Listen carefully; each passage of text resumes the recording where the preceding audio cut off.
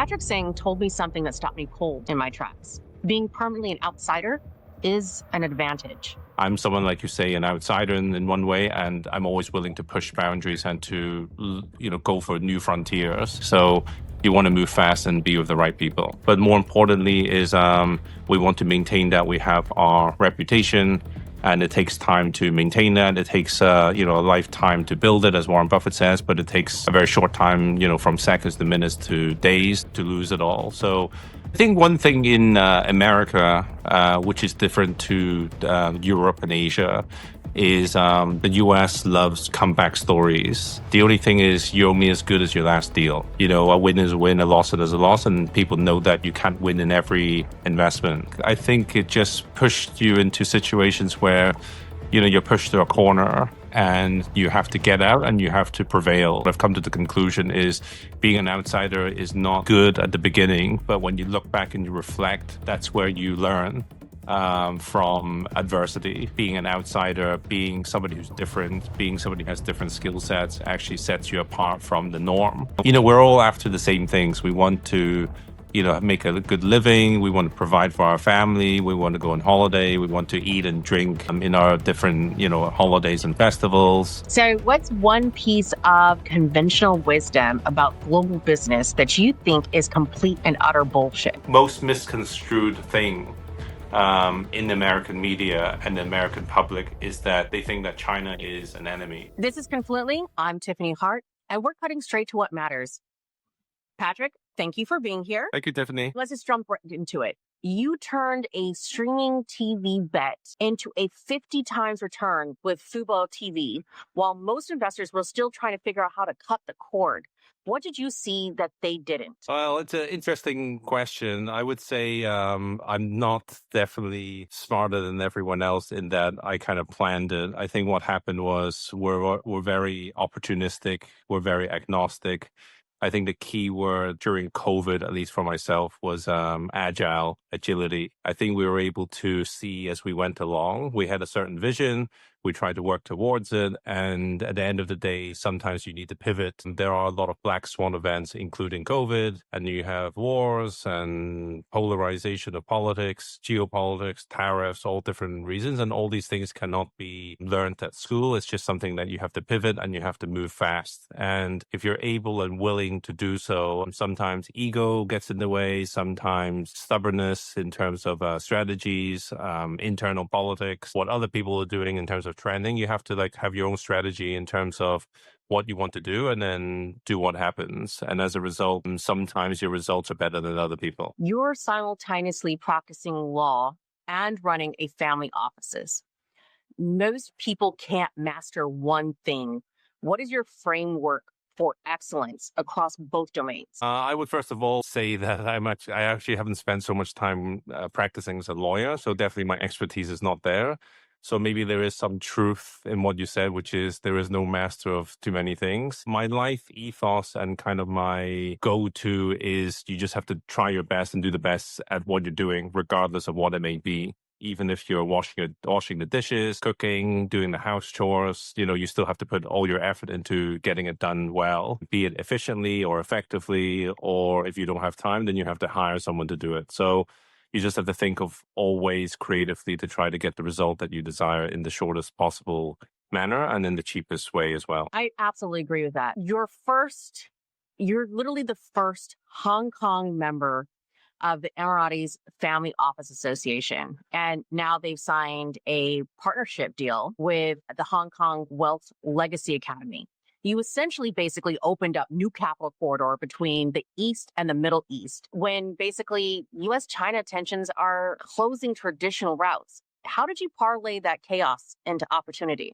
Well, the first time I visited the Middle East was in 2003 to the UAE, and that was over 20 years ago. And again, it wasn't by design, it was by chance. I was working in another firm at the time, and they were doing a lot of business in real estate in the Middle East at the time. They did that for a few years before the UAE property bubble in 2008-9. Mm-hmm. And then I focused more of my time and energy in China and US business. I spent a lot of time during COVID in the Middle East, specifically in Dubai and Saudi. And as a result, I got to develop a lot of good relationships and to forge new relationships, but also to work on the old relationships that I had from a long time. I think in Asia specifically, a lot of the families and companies and businesses, sometimes we are a bit slow in taking the initiative to open new markets or try new things.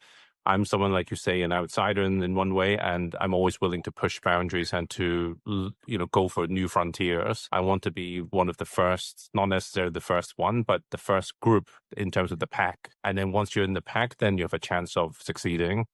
So again, if you have, first mover advantage in any industry or sector or place, then that will give you a severe advantage. And now the world is so big, so fast, so many competitors that, things like AI, biotech, robotics, the sectors of the future. The sectors are changing so fast every 3 to 6 months that your company, your technology, your investment could be obsolete very quickly. So you want to move fast and be with the right people. I can't agree more.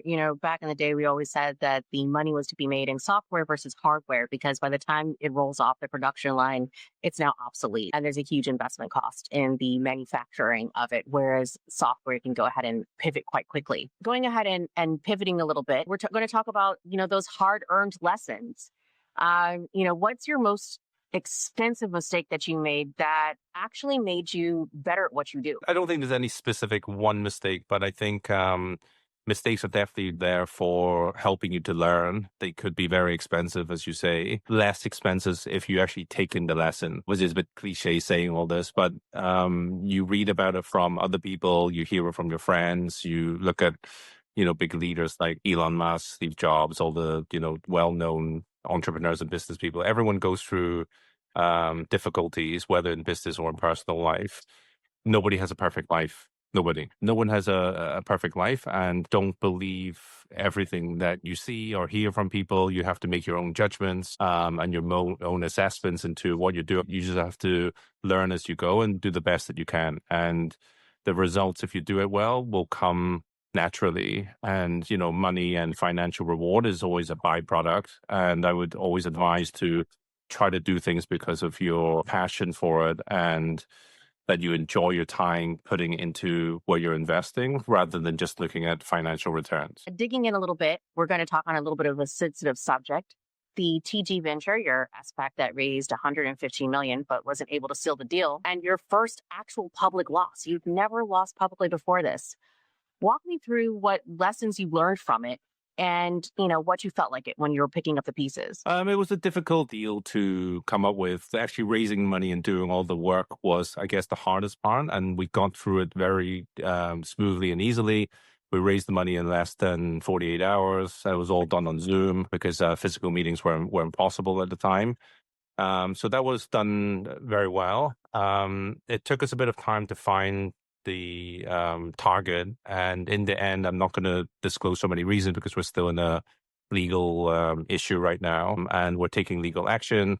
And it's just more important is we obviously lost money in the deal, but more importantly is we want to maintain that we have our reputation.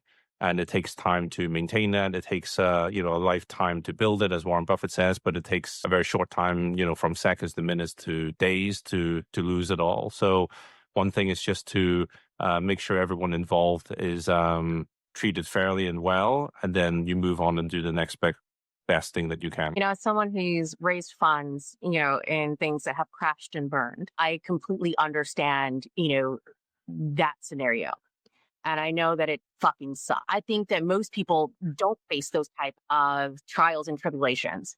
How do you face those investors again and ask for more money? I think one thing in America, which is different to Europe and Asia, is the US loves comeback stories. And one project or one company that doesn't succeed doesn't mean that you will not succeed in your last one.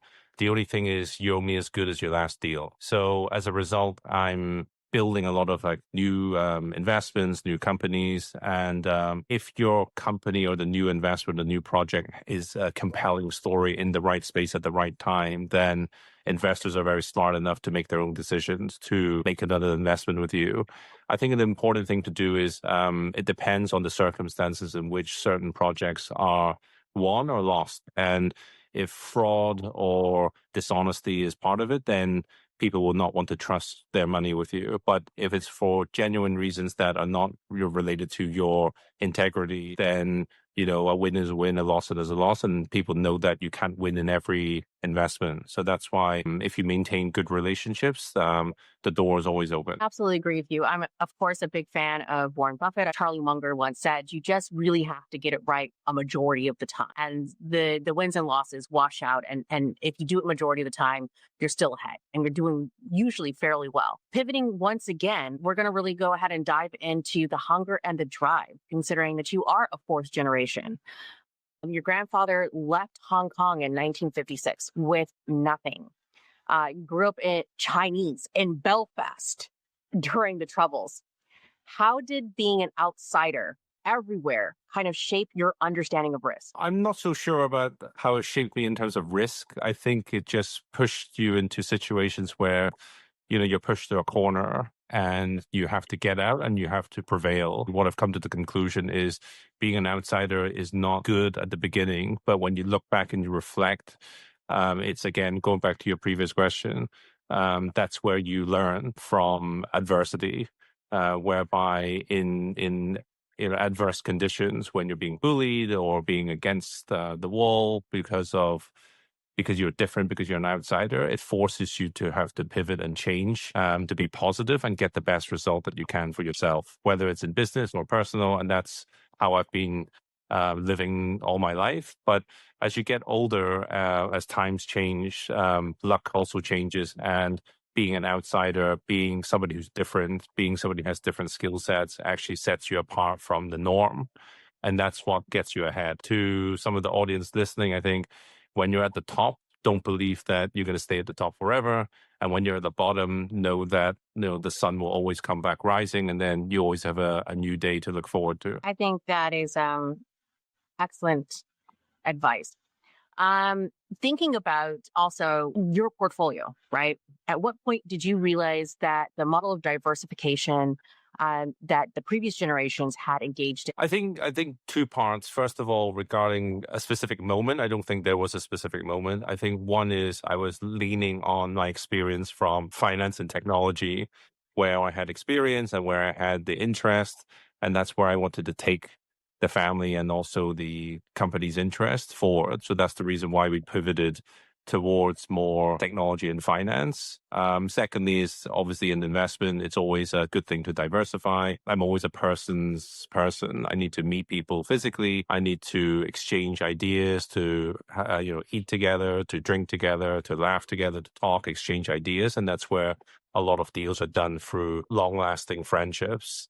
And pivoting from restaurants to real estate. And then eventually we went on to do, technology. There wasn't a so-called shift saying, real estate is wrong, we have to do technology. I think that we just added more technology portfolio to the mix. And as things got on, it just kind of like took over naturally.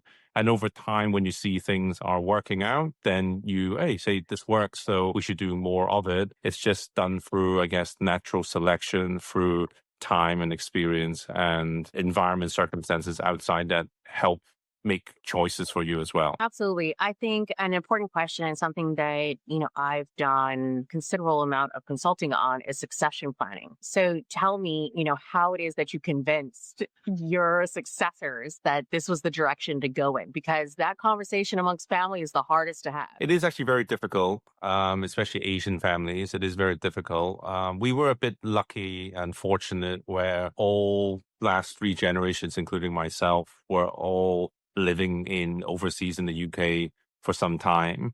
And the Western culture, the European lifestyle that we were in made us, I guess, more open-minded to our Asian counterparts. I think also, if you look at during COVID, a lot more family offices have been drawn into crypto and blockchain. And that's another reason why I think it took a long time for them to adapt and adopt. But once they did, and they heard also other families doing the same thing. We're going to talk about the game, the actual mechanics of how the sausage is made. You've got hundreds of millions under management. You have partnerships across over 3 continents. And your experience when you're talking about Middle Eastern, Chinese, and Western family offices, when I sit at the same table, Who really makes the decisions and how? How does that work out? I think every family office or every business in different cultures and countries, the dynamics are a little bit different. I promote this a lot where I say, we're all the same, but we're all different.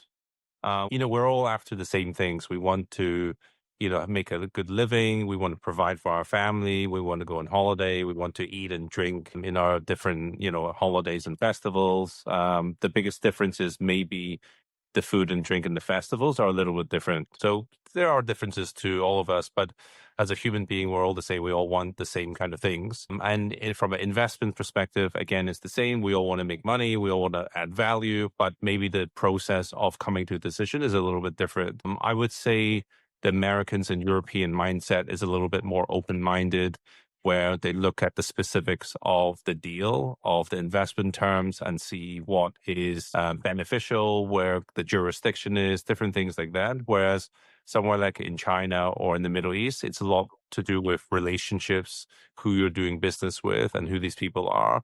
And the time in which decisions are made may take a lot longer. And sometimes the difficulty is bringing an Eastern, Western, and Middle Eastern families together and trying to get a middle ground. The key word for this is alignment of interests. It's all about aligning. Once you've aligned, everyone's on the same page, then a deal can be reached. A lot of the time is when one party thinks that we're very near. In fact, you're not near at all. And that's where difficulties become, where expectation management, where sometimes people expect too much or too quickly, and then you're actually very far off. So that's the skill that needs to be acquired over time, from relationship building, from spending more time with different people, with different cultures. And over time and experience, you're able to gauge a little bit better, still not a guarantee, because at the end of the day, anything is possible, anything can happen, and different kinds of things happen where at the beginning of a deal, when you invested, it seemed like the perfect time, and then suddenly everything's turned upside down because of black swan events and different things. And with the current geopolitics in the US, it's become quite difficult for investors to make the right decisions. Thinking about timing. In private markets, how do these early insiders, thinking about private equity, VC capital, and other things like that, how do you actually coordinate to maximize the exits before retail gets in? Because this is a key point. I think what we've done in recent years during COVID, we invested into some funds, into some venture funds, specifically in gaming and crypto and different things, when it was more difficult to invest physically because of the travel restrictions. So, but what we've discovered recently in the last 6 to 18 months is that venture has become more difficult. People do not have the patience to wait 7, 9 years for an exit. As I raised earlier, saying that AI, robotics, biotech, the changes are so fast that, waiting 9 years for your investment, it could mean a lot of obsolete investments, and people don't want to do that. People are investing more into direct investments, and a lot of people in venture are moving to private equity. And private equity, the problem now is they've become so big, i.e., how do you exit? Who's going to buy these companies off, billions and trillions of dollars of valuation?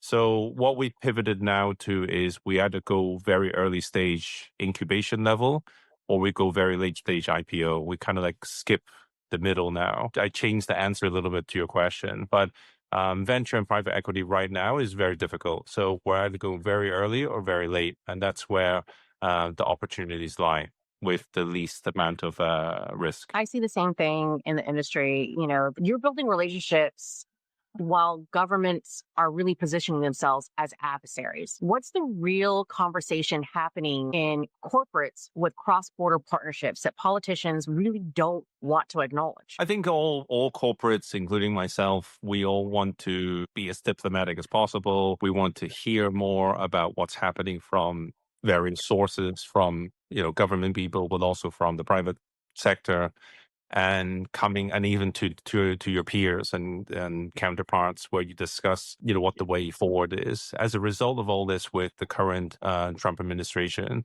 it's been very difficult to make decisions, because every couple of days there's new things happening, and it's very difficult to hold things for the short or even the long term. And as a result of that, you have to be very strategic. That's why we've been very selective and specific in a lot of investments that we're making currently. I think a lot of people are. And I think that is felt not only outside, but also inside within the United States. All right. So most people think that due diligence is about financials, but it's not. When you're evaluating cross-border partners, what are you really looking for that tells you they can operate in gray areas or with the changing geopolitical, environment that we're currently in? I think due diligence is important. Due diligence is the basic requirement for all investment criteria. So it has to pass through due diligence. But what you're talking about is the people behind it, probably the founder, the CEO guy. One is, do they have the ability to execute what they say they're going to execute, i.e., do they have the drive, the determination, the vision to get things done and to get it done as they pitch you? That's one. The second one is if you're not in the US or a Western country in more relationship driven economies, then you also have to decide, do these guys have the right network to go to the right people if things don't go as well as, or things go wrong, and can the other people that can help them troubleshoot from a government connection standpoint. And then lastly, but not least, from my personal point of view, which is integrity. You have to make an assessment on whether, and that's only done, in my opinion, through physical meets. Whether this person is trustworthy, will they end up jumping ship? Will they put their life and soul into this project? And these questions, there's never a black and white or scientific way of doing it. It's just through a lot of gut instinct and understanding from yourself and your dealings with this person or this team of whether these people are trustworthy. And if they are, they tick all three boxes, then we go ahead. You invest, of course, across AI, biotech, and the space sector. Sectors where everyone else really claim that they have expertise. Everybody on LinkedIn, TikTok, and Instagram. What's your actual edge when you're not a technical founder? I definitely don't claim to be an expert, and I'm always learning. I think what we have is we have the affinity to learn and to be in the right conversations with the innovators, and the curiosity aspect of myself and our team is to understand where things are going and where the planet will go, and the shifts in economic policies and the way things are moving. As a result, we make a lot of investment. A lot of the decisions we make, a lot of it's quite macro. We do try and get our hands dirty by understanding what is happening, but we're definitely not engineers or the technical guys. That's where at the end of the day, we're still finance guys. We're not a technical founder. So there's no point of us making different kinds of judgment or analysis of the actual technology. We have to pass it to experts.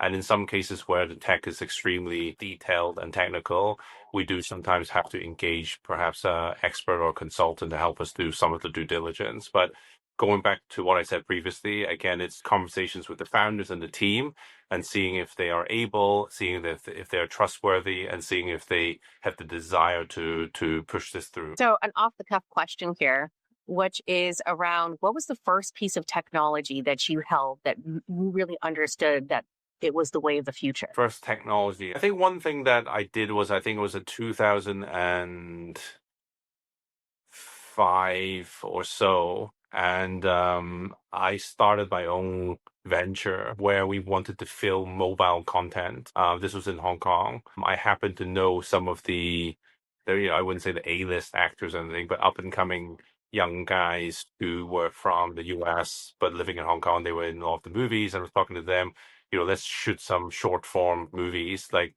1 minute, 3 minute, 5 minutes, and we would do like 10, 20 episodes. I think I was 20 years too early. I think the phones, the mobiles, the internet, the speed, everything was just not up to where it was, but I could see that this is where it was going. I got really excited. I put in some of my own money. We raised some money as well. In the end, it didn't happen just because the phones and technology just wasn't there. So I knew that content was there. It's just it wasn't well distributed at the time. So that was kind of like my first taste of trying to do something very big. I think if I did it a bit later and with the right people, then we could have done something. You could have been TikTok before there was TikTok, or Facebook, or MySpace. I feel that in my bones. Going back to our original core conversation, private markets, public markets, cross border deals, you're operating a space where information asymmetry is really everything. How do you actually get the intel that matters? What's your secret sauce or a little bit of it? The secret sauce for me is I think just the two things that we're good at is one is we have a good reading of people, and then two is through our network of relationships globally, we try to go to San Francisco for AI, we go to the Middle East for what's happening in the region, obviously Hong Kong, China. I go to places like Tokyo, to obviously the US and Europe, and then you figure out from your peers, from experts, from different kinds of projects that you look at, and that's where you learn and get the data. I get sent 10, 20, 30 decks a day. We don't go through all the pitches, but through looking at the pitches, you kind of see what people are thinking, where things are going. But the real secret sauce is having lunch, dinner, coffees with people, sitting down and getting that extra 20 minutes of chat where you can ask questions which are not in the pitch deck, which are not on Google, which are not in the open, but it's things that they deal with every day that people don't know, and this is the information that you're after. Absolutely. I also think that founder personalities are a key component of what succeeds and what doesn't. They're very unique, and the ones that have it, you know that they're going to make it work. Switching a little bit of the gears, talking about the cost, because nothing ever is free. There is no free lunch in the world. You're constantly what we would call in the United States code switching between cultures.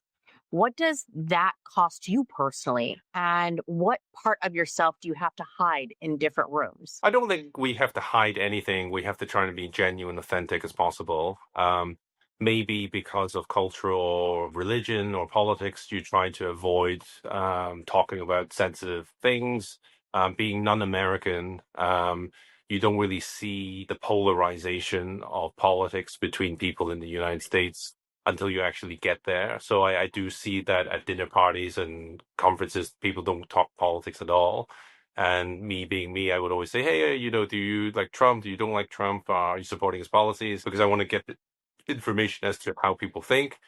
And Americans generally are quite direct, and they know it's a sensitive topic. So a lot of time in open public, unless it's somebody that you know or trust well, they might not be so forthcoming in terms of what they share with you in terms of that. And that's just one example. But I guess this happens everywhere you go. You just have to be a bit more sensitive. Your EQ has to be high to gauge what's worth talking about and what's worth just not really talking about it in open spaces and maybe asking it in private.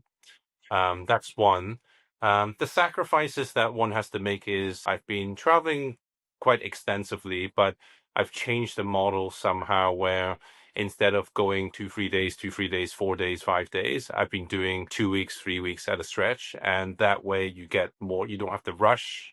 You're living in a different city every time, and you get to meet and spend more time with people that you want to spend with, and that helps you to forge deeper relationships. What price do you pay? You pay a lot of your personal time. I've invested heavily in the business. I'm flying around. I don't really get time off. Even weekends, when I've been traveling the last 2 months, I haven't been resting. Even Saturday, Sundays, I've just been meeting people, doing dinners and everything. And the cost I had to pay is you spend less time for yourself, for your family. And the last 2 months, actually 3 months, I've been like sick quite regularly because just been burnt out and overworking. So at the end of the day, your health is the most important. Saying is very easy. Actually, listening to your own advice is not as easy as one would like. I absolutely hear that. At 48-ish, you're younger than most family office leaders. What do you have to prove that older leaders don't? And what doors do you feel are still kind of closed to you? First and foremost, I don't prove anything to anyone. I've got to a stage from when I was young, being the outsider. That was exactly what I did. I always had to prove to people that I was better, if not the same. Sometimes you are, sometimes you're not.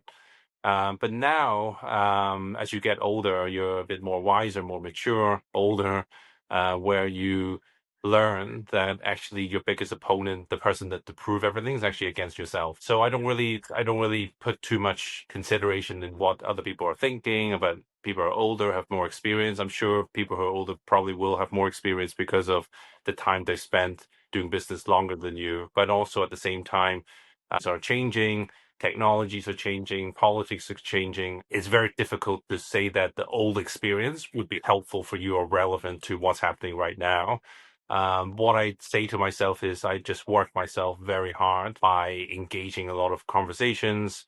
And through these conversations and learning, that's where I get the ammunition and arsenal to be able to deal with real life, real time situations to do the best for the family office. I love that. So no retirement anytime soon, I see. My retirement target is actually 60, where I want to slow down a little bit and maybe do something a little bit different. But I'm always somebody who's very agile, adaptable to my thinking, that maybe by the time I get there or I get near there, maybe I'll change my mind again. 60 is pretty young. I think you still have a lot to offer, but maybe in a different or a transitionary phase. Your focus has really been around this concept of positive impact investing. Can you give me an example of where you had potential returns were huge, but you walked away because it really didn't align with your values? I think a few things. I've said this publicly many times. We try to do as much impact as possible. We don't necessarily have to invest only in impact investing, like it has to be green energy or anything like that. But it's more about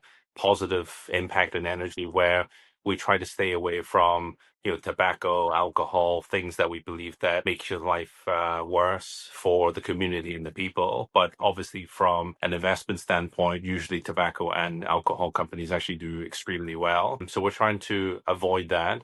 Again, second thing is at one point we had more females than males in the group, but the objective and the vision wasn't, hey, we wanted to have more females in the group. It just so happened that when we chose the people that we recruited, the females were more suited for the role, so we hired them. It wasn't because, hey, you're a woman, that we were going to hire you. So we did it in a very fair and equitable way, that whatever helps the company, we will do, and everything else will just come by naturally, and the results will become like a byproduct. So, as I said before, our purpose is not money. We obviously want to make money, but the money, if you do things right, if you pick the right project and run with the right thing and the right people, then the financial results will follow. That's actually a rare thing to find these days. Most people are really about the returns. So, what's one piece of conventional wisdom about global business that you think is complete and utter bullshit? What do you think is complete bullshit, especially in global business? In global business, I think the thing that is the most misconstrued, which is quite interesting. As you know, I'm like yourself, I'm a global citizen. I believe that through engagement, through dialogue, through peaceful ways, America and China should be friends. I do a lot of business in the US. I do a lot of business in China. In fact, I've been the most successful in my business in the US and China. I would say the US more. There's a lot of things in America which I love, and there's many things in America I don't like also. But it's such an innovative and amazing country and economy that will still stay number one in my lifetime, at least what I think. I think the most most misconstrued thing in the American media and the American public is that they think that China is an enemy. One thing that binds the Democrats and the Republicans and all parties in China, that China is bad for the US. But I would disagree with that statement. I think there is the world is going into a multipolar establishment. I think the US and China can coexist peacefully. I think the US depend on China very, very much. And likewise, China depends on the US very, very much. So there is all this talk recently of decoupling, but in reality, I don't think the decoupling is actually really happening. I think the Americans are still buying a lot of goods from China. It's still being exported to the US, probably through a lot of ASEAN countries such as Malaysia, Vietnam, Indonesia. But the goods are still effectively being made in China, and the American consumer is still buying it. So I think the solution, at least from my side, is I think both sides needs to sit down and talk more and discuss and get through all the issues so that the world is in a more better and more peaceful way than it currently is. I'm an economist at heart. It doesn't have to be a winner takes all or a zero sum game. that we all can grow together, and still stay distinct.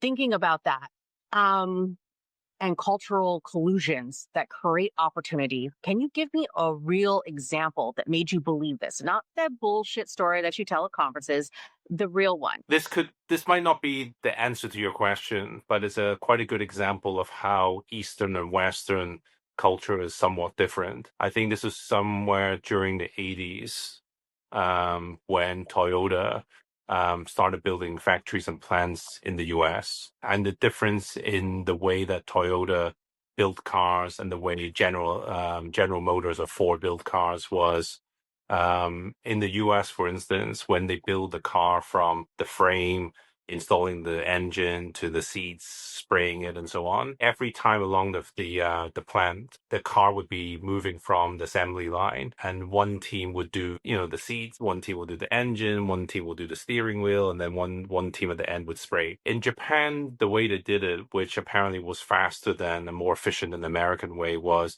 there was 4 or 5 man team at each car, and the car moves along the assembly plant, and the same 4 or 5 guys would follow the car to the different stations. So they would first install the engine, the seats, the steering wheel, and then they would all spray. The American way is very specialized, that team A only does the steering wheel, team B does the spray. Whereas in Japan, what they did at the time was the same 4 or 5 guys would follow the car, and they would be a master of all trade.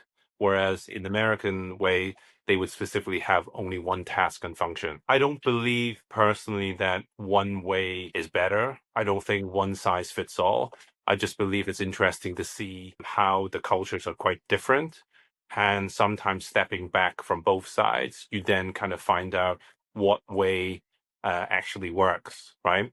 So if you brought the Japanese way of doing things to the United States, and you get 4 guys from Detroit trying to use a Japanese mentality to build it, it might be completely amazing, but it might completely fail. So I think the lesson from this is to detach yourself, to look back and see the US model, the Japanese model. Maybe there's a way of joining it together, making it into a hybrid that makes it more efficient and cheaper, or maybe you just stick to whatever works in either country. But it gives you an option of, at least you can explore, maybe there's a new way of doing things. Thinking about the future, someone that's listening to this podcast wants to really build and understand cross-cultural business relationships. What is the first brutal truth they need to understand that really nobody talks about? I think the first thing what I advise people to do if they do cross-culture, you need to go to the place that you're trying to do business in. If you want to do stuff in Japan, in Thailand, in Nigeria or Brazil, which there's a lot of opportunities, you have to go there. You have to try to understand what the other person is doing, what the market opportunities are. I think you have to go out and physically see it for yourself. I think there's nothing better than travel. Obviously, money, time is a factor, so that's something people have to decide. But if you're serious about doing things in another country and you've never been, then I don't suggest you go. If you could only pass on one principle to the future generations, this is kind of a little bit about legacy. Anthony said he doesn't believe in it, but about building something that lasts. What would it be? I kind of agree with Anthony. Legacy doesn't matter, but I also think that if you were to leave a mark and give a lesson, that not necessarily for your own personal legacy, but it's about passing on information or value to not just your family, but to the whole world if you can. Someone like Gandhi, like Richard Branson, Steve Jobs, all these like very successful people, whether in business or not, they left a legacy, but it's more about, can we actually learn and make our lives better, and how we can contribute to human society. And that's one. I think one thing I always say is you have to stay curious. You have to just keep learning. Whether with AI, with biotech, or robotics, all these things that are going to change our lives in the very foreseeable future. One thing that the human mind still has is that if we're willing to learn and we want to change things, we can. I love that. What's one thing that you're excited about right this second that gets you up in the morning? Again, I keep repeating this. The 3 sectors that I'm really excited is AI, robotics, and biotech. When I say biotech, I'm talking about like gene mapping, biohacking, where, once quantum computing is here, which is very soon, the AI data will be able to map You should be eating less broccoli. You're prone to, throat cancer. You should do this, you should do that. So a lot of things can be done, which is very custom to yourself, instead of just taking off the counter like vitamin C or paracetamol or things that you normally take, but specific things that are geared towards solving problems in your body, and that's going to make us live better, be stronger, and live healthy and better lives. Do you think that 150 years is possible in our lifetime? Anything is possible. I love that. Patrick, thank you so much for these very uncomfortable truths and the stories that you've shared. If you want more on navigating business across cultures, Patrick wrote The Global Citizens. We've got the link below. This is Confluently. Hit that subscribe button for more conversations with people who aren't afraid to tell you how shit really gets made. I'm Tiffany, and I'm the fuck out.